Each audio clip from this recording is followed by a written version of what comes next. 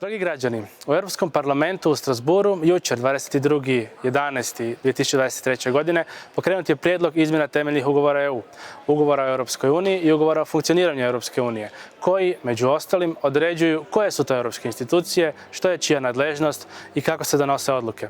Jako je zanimljivo da je od 5 izvjestitelja čak 4 njih iz velikih stranaka Njemačke, pučana, socijalista, zelenih i ljevice.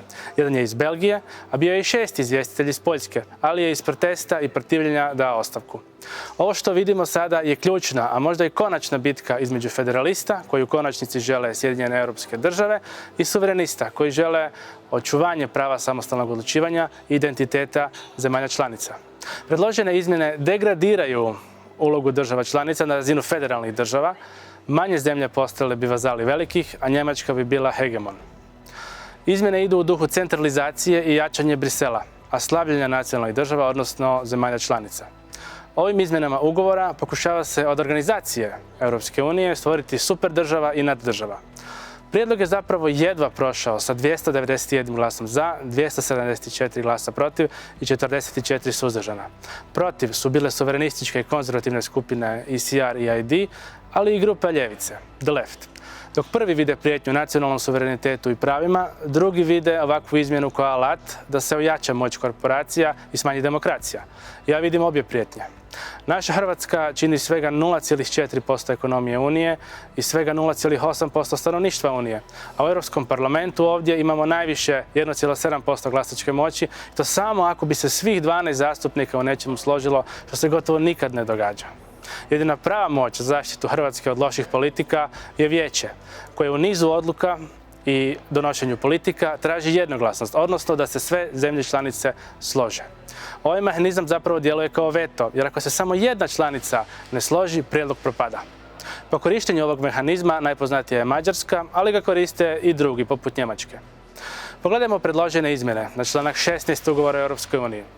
U stavku 3 toga članka briše se kvalificirana većina i zamjenjuje običnom. Zatim dalje. Izmjene na stavak 4 traže da se neće više za donošenje odluka trebati ta kvalificirana većina od 55% članova vijeća, sačinjena od barem 15 članova, a koji zastupaju barem 65% stanovništva Unije, nego samo obična većina koju predstavljaju samo 50% stanovništva. U istom stavku se blokirajuća manjina, vrlo važan alat, od najmanje 4 članice vijeća u potpunosti ukida.